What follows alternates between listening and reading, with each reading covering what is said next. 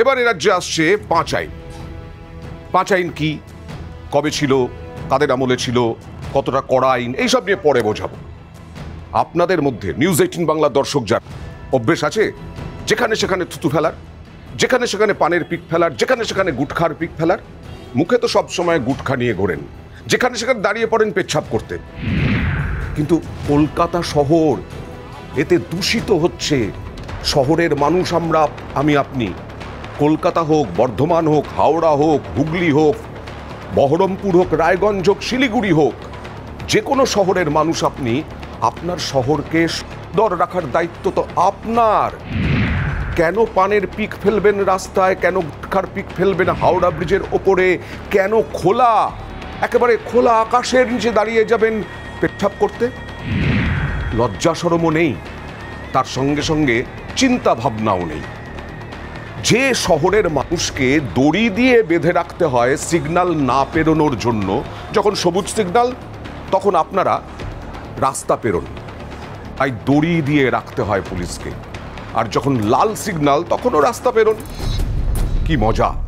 এই সব কিছুর জন্য মানুষের সচেতনতা দরকার। একবার দেখুন, একবার আপনার মোবাইলে একটু দেখুন ক্লিন সিটি অফ ইন্ডিয়া কতগুলো আছে জানেন?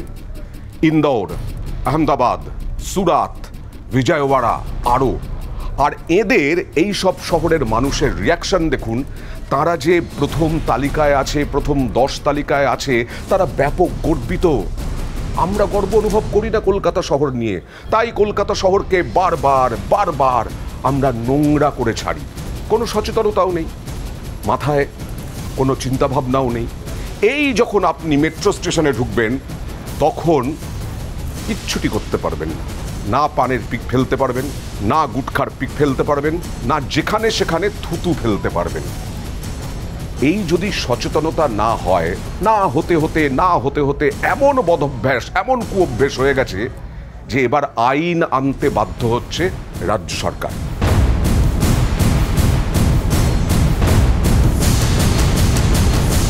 আমরা শিক্ষিত, আমরা প্রচুর পড়াশোনা করেছি। এই যে ধরুন যে অফিস বিল্ডিং না, এই বিল্ডিংয়ে আপনাদের জানাই একটা দারুণ অভিজাত রেস্তোরাঁ আছে। সেই রেস্তোরাঁয় প্রচুর মানুষ খেতে আসেন, পান করতে আসেন, প্রচুর পয়সা তাদের, কিন্তু ওই লিফটের মধ্যে গুটখার পিক ফেলেন, পানের পিক ফেলেন। তার মানে তারা শিক্ষিত 1, তারা ধনী 2, তাদের মধ্যে যথেষ্ট সচেতনতা থাকা দরকার 3। না, সেই সচেতনতা থাকাটা আর নেই।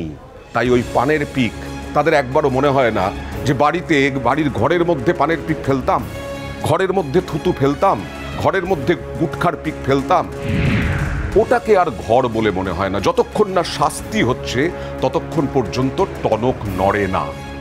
আপনি পারবেন, আপনার খুব প্রেশার হয়েছে, প্রেশার বেড়েছে, ইউরিনের প্রেশার, আপনি ঘরের মধ্যেই করে দিলেন দাঁড়িয়ে, পারবেন? পারবেন না, কারণ ওটা আপনার বাড়ি, ওটা আপনার ঘর। নির্দিষ্ট জায়গায় বাথরুমে গিয়ে আপনাকে পেচ্ছাপ করতে হবে। শহরে সুলভ শৌচালয় ভরিয়ে দিয়েছে রাজ্য সরকার বিভিন্ন শহরে। কটা টাকা লাগে? 1 টাকা, 2 টাকা ম্যাক্সিমাম। কিন্তু আপনি সেই সুলভ শৌচালয়ের 1.5 কিলোমিটারও না, 150 মিটারের মধ্যে পেচ্ছাপ করছেন, দূষিত করছেন, নিজের লাজ লজ্জাও নেই, একেবারে সকলের সামনে আপনি পেচ্ছাপ করে চলেছেন। এই হচ্ছে আমাদের শহুরে মানসিকতা। দামি গাড়ি করে যাচ্ছেন, পরিবার পরিজন নিয়ে যাচ্ছেন, বেড়াতে গিয়েছিলেন, বেশ চিপস খেতে খেতে খেতে খেতে খেতে খেতে আপনি যাচ্ছেন, চিপসের প্যাকেটটা শেষ হয়ে গেল, ঝাঁ চকচকে রাস্তা, ধরুন ভিআইপি, এই ভিআইপির ওপরে প্যাকেটটা ফেলে দিলেন, খাওয়া হয়ে গেল। গাড়িতে কেন রাখবেন? গাড়ি তো নোংরা হবে, গাড়িতে রেখে গাড়ি দূষিত হবে, গাড়িতে একটা ছেঁড়া প্যাকেট থাকবে, তা তো হতে পারে না। তাহলে কি উপায়? ঝকঝকে রাস্তা, যে রাস্তা আপনাকে পরিষ্কার করতে হয় না, যে রাস্তার দায় আপনার নয়, সেই রাস্তায় আপনার প্যাকেটটা আপনি ফেলে দেবেন। জানেন বিদেশে কি নিয়ম আছে? থুতু ফেললে সেই থুতুটা চাটতে হয়, জরিমানা তো দিতেই হয়। নোংরা করলে নোংরাটা আপনাকেই পরিষ্কার করে দিতে হয় না। আমাদের এ রাজ্যে কলকাতা বা বিভিন্ন জায়গায় সেরকম কোনো আইন নেই। আগে ছিল, এটা হচ্ছে ব্রিটিশ আইন, 5 আইন, ব্রিটিশ জামানার আইন। রাস্তায় থুতু পেচ্ছাপ করা যাবে না, পানের পিক ফেলা যাবে না, গুটখা ফেলা যাবে না, গুটখার পিক ফেলা যাবে না। এই 5 আইনে আসলে সেই সময় ব্রিটিশরা যেটা করত, যে স্বাধীনতা সংগ্রামী বা স্বাধীনতায় অংশগ্রহণ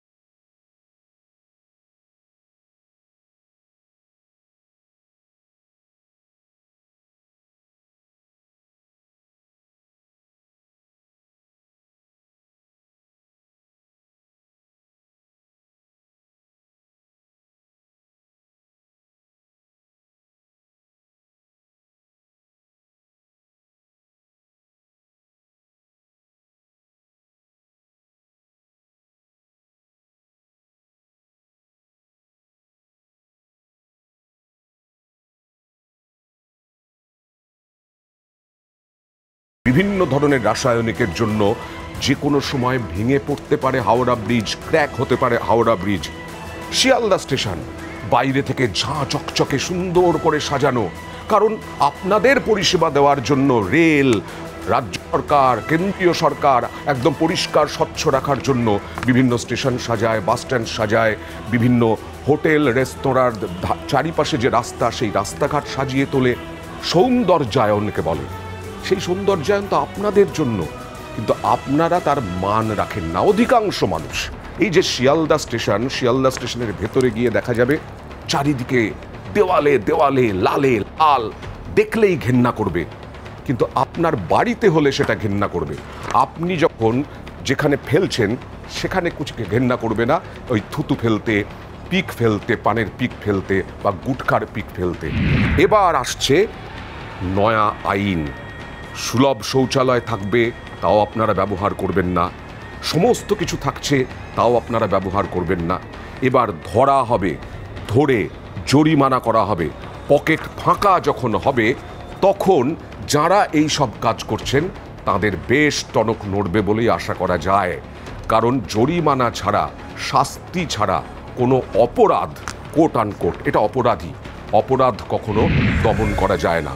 কড়া আইন আনছে রাজ্য সরকার। মঙ্গলবার মন্ত্রিসভার বৈঠকে সিদ্ধান্ত হয়েছে। মুখ্যমন্ত্রী মমতা বন্দ্যোপাধ্যায় রাস্তাঘাটে ঘুরতে ঘুরতে দেখেছেন এই ধরনের পরিস্থিতি এবং তাতে ক্ষোভ প্রকাশ করেছেন।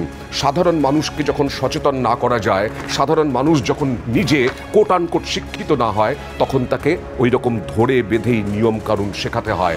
আর তাই এবার এই যে বাজেট অধিবেশন আসছে, 12ই ফেব্রুয়ারি হচ্ছে রাজ্যের বাজেট, সেই বাজেট অধিবেশনেই একটা বিল আনা হবে, তারপরে সেটা আইনে পরিণত হবে এবং মোটা টাকা গচ্চা যাবে আপনার, যদি ধরা পড়েন। সবসময় তো সব ব্যক্তিকে ধরা সম্ভব নয়, এত লোকজন নেই, পরিকাঠামো নেই, কিন্তু তবুও আজকে ধরুন এই যে বলছিলাম ইন্দোরে প্রায় 40 লক্ষ মানুষের বাস, আহমেদাবাদে 50 থেকে 60 লক্ষ মানুষের বাস, সুরাতে 70 লক্ষ মানুষের বাস, বিজয়ওয়াড়ায় 10 লক্ষ কম, কিন্তু কলকাতাতেও প্রায় 80 লক্ষ। সেইখানে কেন মানুষ সচেতন নয়? কেন এরা এগিয়ে? আজকে কেন জরিমানা করতে হচ্ছে? আর জরিমানা, শাস্তির বিধান যদি আনা হয়, তারপরে কলকাতার কি পরিস্থিতি আশা করব আমূল বদলে যাবে। আপনারা বাঙালি অবাঙালি সচেতন হবেন। কলকাতা শহরে যখন বাস করছেন বা যে শহরে বাস করছেন, সেই শহরকে সুন্দর করে তোলার দায়িত্ব নাগরিক হিসেবে আপনারও।